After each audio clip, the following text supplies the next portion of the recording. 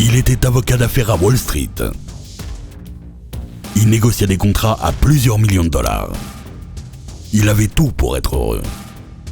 Et puis un jour, pour atteindre la sagesse, il a tout plaqué. Et il a fait ça. Et puis ça.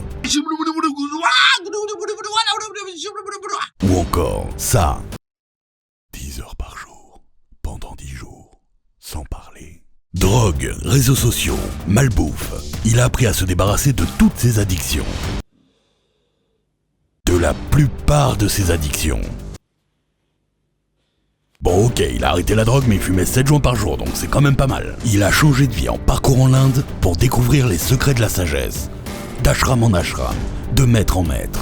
Il vous raconte tout dans son premier livre, Journal intime d'un touriste du bonheur. Mais attends, c'est pas du tout fidèle au bouquin là. On parle pas de mon câlin magique, des moines qui surfent, mes expériences de sexe tantrique. Et il a appris le sexe tantrique. Et on raconte même pas ce que c'est? Qu'il vous racontera dans son livre.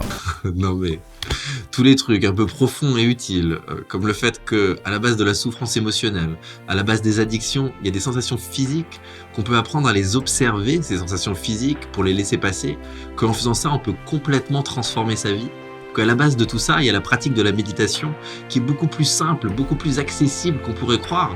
Toutes ces choses qui peuvent vraiment avoir un impact dans la vie des gens, tout ça on n'en parle pas. Et tout un tas d'autres trucs.